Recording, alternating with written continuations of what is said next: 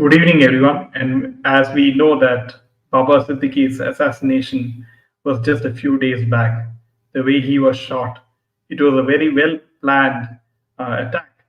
And it is quite obvious that this could not be the real plan of a person sitting in jail like Lawrence Bishnoi. There's a big force behind Lawrence Bishnoi, which is quite obvious.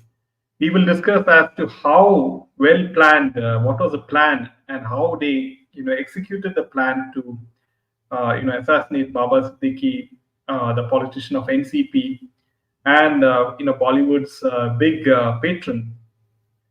Also, we will be discussing that who is next on the list. There's so many people on the list of Lawrence Bishnoi, which includes Salman Khan and now Munawar Faruqi.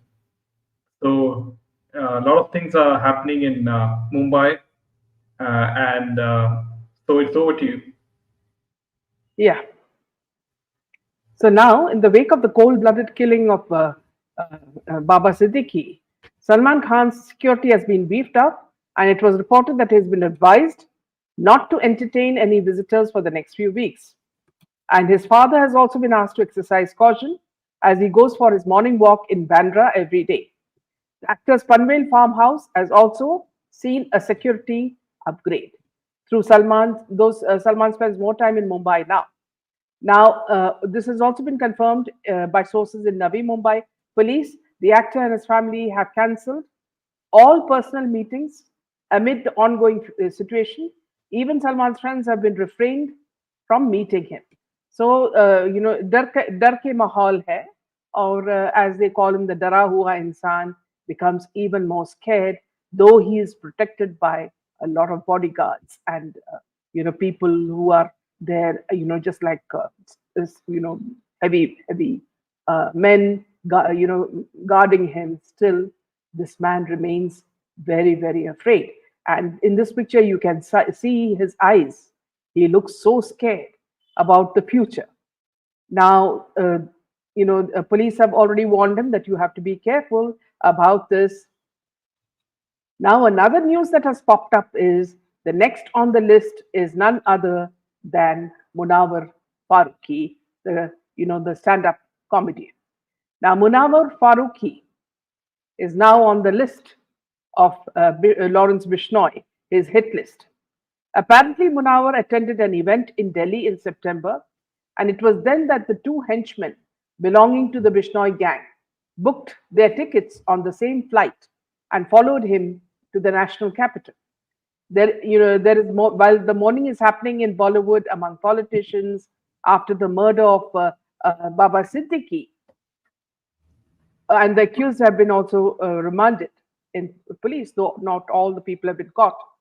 Apart from this, a member of the gang has taken responsibility for the murder of Baba Siddique. Now, the next person, it seems, on the heels of this, it said that Munawar Faruqi has also come under the target of Lawrence Bishnoi, and he is also now, getting rather scared. In fact, after the murder of the NCP leader, the investigative agencies are investigating the network of Bishnoi gang, which includes the names of many leaders and celebrities, including Munawar Faruqi. It is being claimed in the news that in the month of September, the Bishnoi gang had conspired to murder Munawar Faruqi, though he narrowly escaped in this attack. In September, this was the time when he attended the event in Delhi. And according to reports, these two shooters were in the same flight in which Munawar was. And they were staying at the same hotel in which Munawar was staying. However, the attack bid was foiled after the intelligence agencies received crucial inputs about the sinister plan, and the comedian was moved back to Mumbai amid tight security. The report also stated that by killing Munawar, Bishnoi wanted to present himself as a Hindu underworld don. The Mumbai police has now provided heavy security to the comedian as the threat still persists, especially in the wake of Baba Siddique's murder. So this is what is happening after the death of Baba Siddique, and the fact that now also Salman Khan is literally in hiding now because of the kind of fears that he has in his mind, as well as what the police have told him that he should keep a low profile. So all these things have put not only him but also his family complete into a hiding. And now we have another person who is also scared of the kind of attacks that the Bishnoi gang are now making. Welcome, Shetty, and welcome, Welcome, Rekha. Amrita, Veena, Kishwar, Akshay, Gloria. Rekha, and Ashok. So now, friends, you'll be wondering as to how the next piece of very interesting information we have for you is how Lawrence Bishnoi, he is sitting in Gujarat's Sabarmati jail, and how is he operating, from the jail, and he's having all these assassinations, right? So, according to certain news reports, Lawrence Bishnoi from Tihar jail or Sabarmati jail, the gangster has uses mobile phones to communicate, and he has been shifted from one prison to another and is kept in solitary confinement. And earlier this year, a video clip went viral on social media, allegedly showing Lawrence Bishnoi's conversation with Pakistani-based gangster Shahzad Bhatti. And the mobile phones belonging to other inmates are often fitted with high-end VPN networks to mask the IP addresses and locations of people he communicates with. Lawrence Bishnoi uses apps like Signal and Telegram to communicate with his associates in India and abroad. Since the Bishnoi gang's tentacles spread to several countries, especially in North America, Lawrence Bishnoi is in communication with his brother Anmol and associates Goldie Brar and Rohit Gadara. The gang shares close ties with Khalistani terrorist and Khalistani separatist groups based in North America.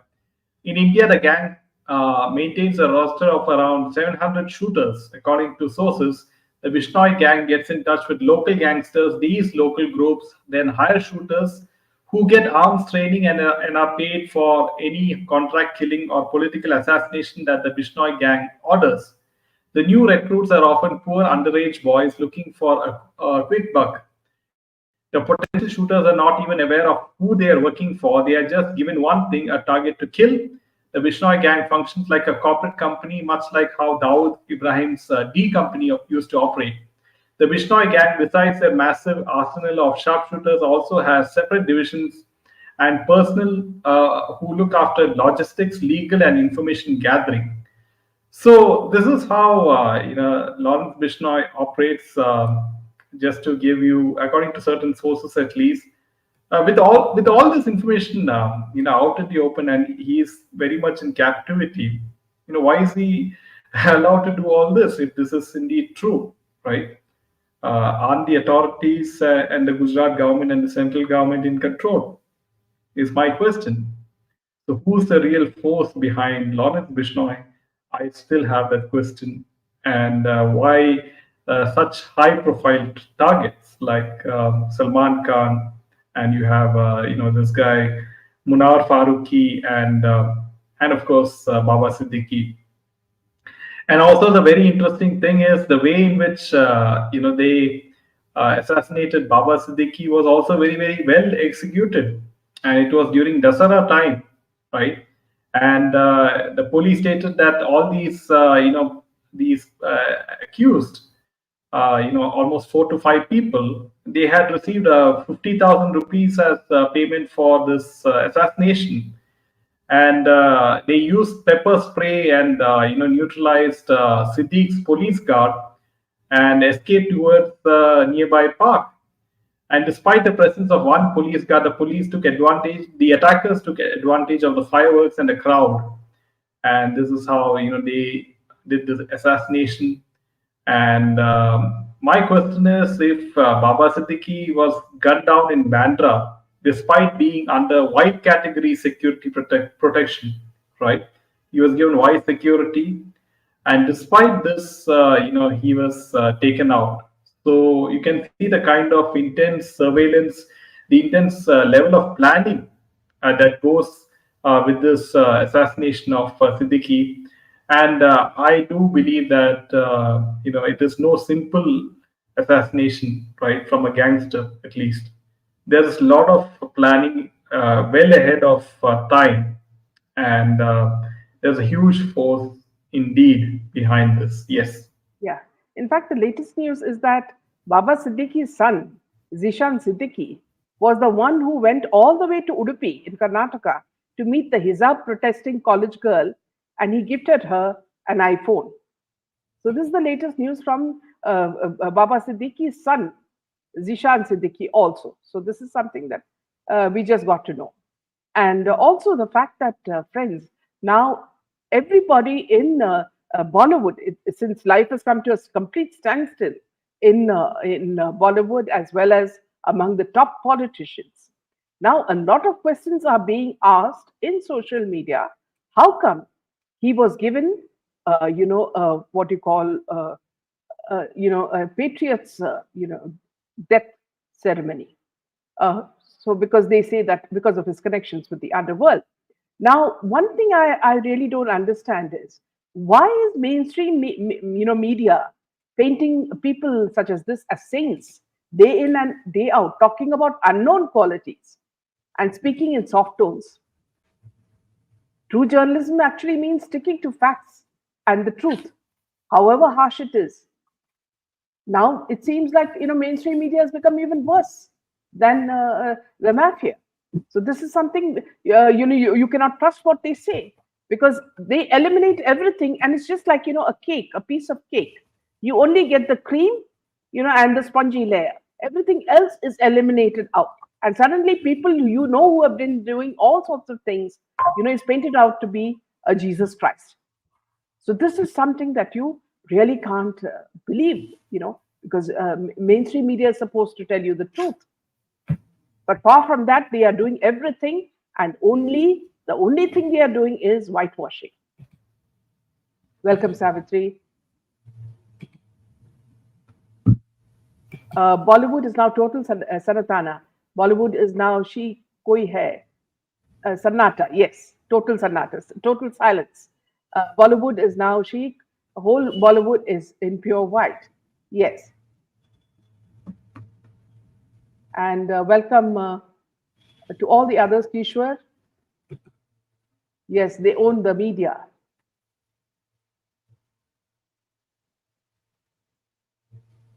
Yes, and the funny thing is that the people who are saying that, see, Bombay is lawless and it has no order and everything is going haywire, are the same people. Don't forget that factor, friends.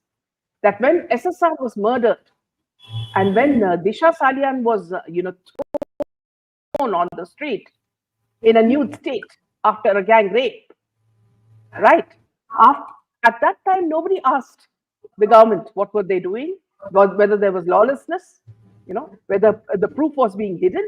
Even her all details about Disha Salian, which was there in the police, was suddenly missing. They said it's gone. Then the post-mortem report of hers was also messed up. So can you imagine what all they did when it was Mahavikas Agadi? They could do anything, and it was all okay. But now suddenly, when this a man has been killed, they are saying it is lawlessness. So you look at the double standards these people have, and none of them, all these these little starlets and these top actresses and actors, crying for the person who died, never cried for Sushant Singh Rajput. Why? Sushant Singh Rajput did not matter to you. And what happened to Aishwarya Rai and all these other people who Disha Salian was managing? She was working with them for so many years.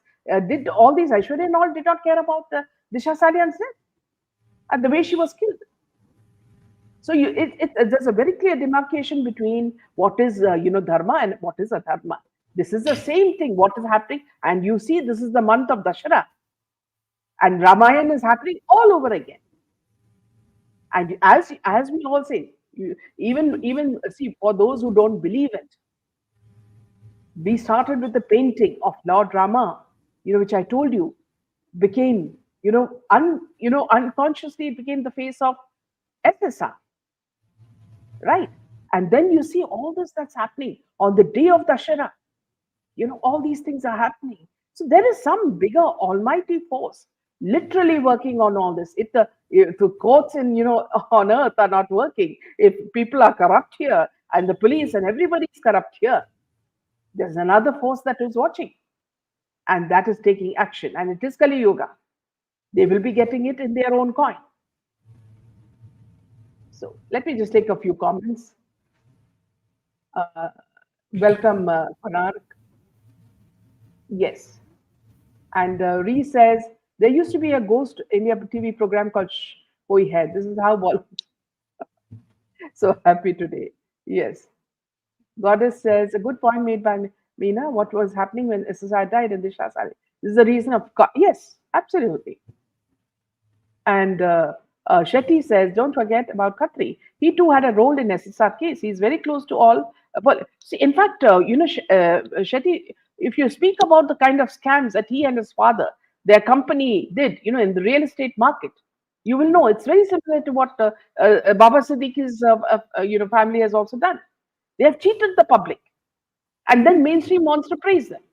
So why is the mainstream not putting the complete truth in front of you? This is what I don't understand. Why is it only one side? If you show Ria and if you show Ria Chakravarti, she is so the pati what do you say Pavitra Savitri who's been standing so many years of being alone. What about what she did? Is that all whitewashed? So you want to only see good sides of all these people, and what about the people who suffer? So it's absolutely a topsy-turvy world that we are talking about. And let me just take Ashok's comment. Funeral of Baba and funeral of Tata exposed a lot about Bollywood and politicians' likings and about common man liking. Yes, it's a fact that when Ratan Tata died, every common man mourned his death. And when Baba Siddique died, every politician and every Bollywoodian cried. So that is the difference between both these. Welcome, Rekha. Welcome. And Wolf of the East Coast says Hindus in Baichar up have taken matter into their own side. Remember what I said: when judiciary fails, vigilantism rises. Yes, but then of course we have Yogi ji, so we do not have to fear because he knows how to take action into his hands. Yes, back to you, Jay. Yeah, coming to the next piece of news, and we all know that Karan Johar is struggling with his Dharma Productions financially as well. And now the latest news is, very interestingly, Divya Khosla, and she has remarked regarding, Alia Bhatt's Jigra, and she posted on her Instagram, and she said she went to City Mall PVR for Jigra show. Theater was totally empty. All the theaters going empty everywhere. Hashtag Alia Bhatt.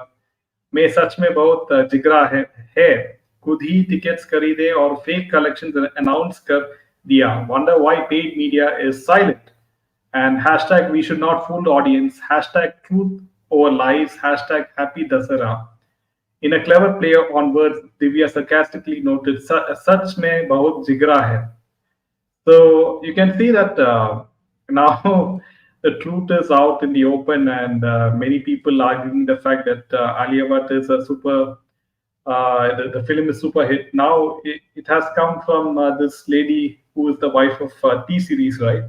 Divya Khosla Kumar. So what more do you want? Now, her husband is a bigger problem. He's a part of the cabal, and she is speaking about all this. So, wife against the husband and the whole cabal. Yes, and also friends in Canada, you will notice that the Prime Minister Trudeau's hostility to India has been in evidence for a long time. In 2018, his visit to India, which was aimed at currying favor with the vote bank, rebounded to his discomfort. His cabinet has included individuals who have openly associated with extremist and separatist agenda regarding India. Now, his naked interference in India's internal politics in December 2020 showed how far he was willing to go in this regard. That his government was dependent on a political party whose leader openly espouses a separatist ideology vis a vis India only aggravated matters. Under criticism for turning a blind eye to foreign interference in Canadian politics, his government has deliberately brought in India in an attempt to mitigate the damage. The latest development targeting Indian diplomats is now the next step in the direction.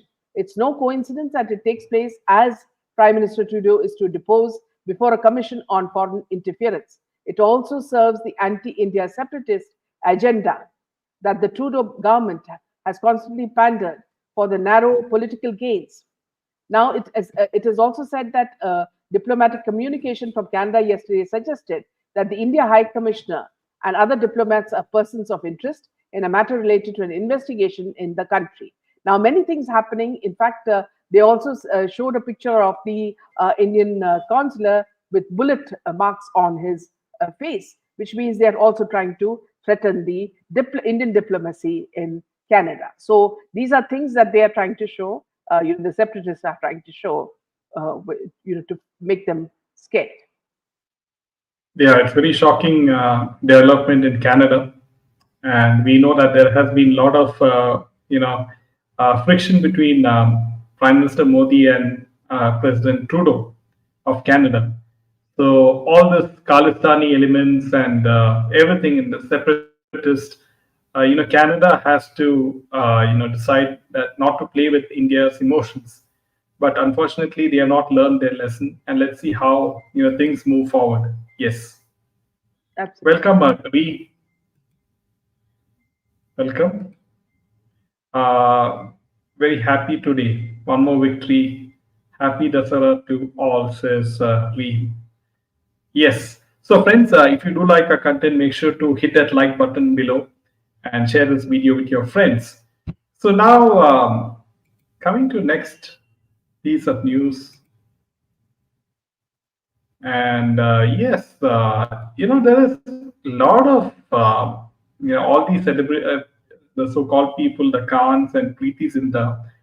We know that they have had a lot of connection with Bombay's underworld in the past. And what is interesting is that in the past, Salman Khan has been targeted by the underworld attacks for many years, and this is what they say. And also Preeti Zinta during the film super hit Chori Chori Chupke Chupke, she also was threatened a lot of times through phone calls. She later shared how she was afraid to answer phone calls after seeing the country code +92, fearing more threats. I don't know what others said in court, but those who were supposed to protect me didn't. Everything I said in court was TV within 10 minutes. Preeti recalled, and this was during this particular film, Chori Chori Chupke Chupke, and the year was 2001. The film was allegedly financed by the underworld. It was directed by Abbas Mustan. The film stars Salman Khan, Preeti Zinta, and Rani Mukherjee. If you remember this film, back then. So Preeti Zinta revealing all those things that she used to get, a lot of continuous calls from the underworld at that point of time. And then Shah Rukh Khan also, used to share his experiences, and he said that if you don't obey them, they will shoot you. Wouldn't it be better to act in the film that they want? I spent 3 years under heavy security. Abu Salim would call and say he was watching me. It felt like living under a telescope. This is what Shah Rukh Khan explained at that point of time. And so you can see how, these people in that particular very famous interview used to be threatened by the underworld people that you should act in this film. Otherwise, you will have very grave consequences, right, to your health and to your well-being and to your family members if you don't act in this particular film. And I'm sure that a certain cut of the profits of the film will be going to them, and it's quite obvious. So now, who is in charge of the underworld is, quite. We have to see who it is, right? It's not out in the And open, also, but yeah, yeah, and also, friends, don't forget what happened to the Gulshan Kumar, Gulshan years Kumar, yeah. back. Yes, you remember, see, the man who chose death above Dawood, a simple juice seller and an ardent Mahadev Bhakt. Gulshan Kumar's meteoric rise was an eyesore to many. In an era where Sufi songs and qawwalis dominated the industry, a man producing best-selling bhajans was the odd one. And we're talking about Gulshan Kumar. Now, he named his company T Series, where T stood for Trishul, Now, Gulshan Kumar went on to instill great pride amongst Hindu listeners with his artis and bhajans. From Rameshwar to Vaishnav Devi, every temple was playing T series. His saffron clad banner was seen at every temple. As with every rich man in Mumbai, Gulshan Kumar too faced many threats from the underworld. Abu Salim allegedly asked for 10 crores to let him live, but Gulshan replied, in Hindi, he said, "Kal uska kya kare jo bhakt ho Mahakal ka." His defiance was a tight slap and revenge was due. On 12th August 1997, Gulshan was doing puja at a Shiv Mandir in Andheri. While descending the steps, he was shot in cold blood. Such was the hatred of the gunmen when they pumped 16 bullets to ensure his death. An example was made of his defiance and staunch Hindu belief. The investigation unearthed the gang connection and how the underworld took benefit of a business rivalry to eliminate a threat. Bollywood was scared they had to bow down or perish. Unanimously, they chose the latter. Pakistani scripts and artists found their way into Mumbai. So that's how the transition happened. And as you all know, see, everybody knows that Gulshan Kumar was a very lovable person. Now, even the Mumbai police knew about this, and for some reason, they called Mahesh Bhatt to alert and not Gulshan Kumar directly, who was a target. All also kind of proves that Mahesh Bhatt is the de facto head of the Bollywood cabal. So there are many things here, friends. You see, if you put everything together and you join the dots together, you will know who is connected to who. Because even when you look at an Indian company in Dubai called Danube, okay, Rizwan is a person who is the CEO of Danube. And Danube and Rizwan and Baba Siddique are the ones who are always sitting in the front row in IFA awards. Now, it is none other than Danube who is sponsoring the Pakistani serial, show in in a foreign country, and we are talking about the Hum show. Hum is a channel in Pakistan. So why would an Indian like the Danube CEO, want to sponsor Pakistani program in a foreign country? So what is the connection between Danube, who's an Indian businessman, and Pakistan? He is based in Dubai. And these people are, the ones who sponsor IFA, all these award shows. So where is the connection? Because here again, you see all these people like Salman Khan, Shah Rukh Khan, the kind of close camaraderie they all share. So of course, I'm sure the government is working on all these, and if when politicians cry out there's lawlessness in Mumbai, they never cried about this when innocent people like SSR, Disha Salian, Janvi Kukreja, so many people died. There was no, crying and beating the chest. Yeah, back to you. Yeah, so very interestingly, one more incident is Rakesh Roshan. After the success of Kahona Pyar Hai, he was shot by Underworld and a bullet pierced his body. But this attack was a blessing in disguise.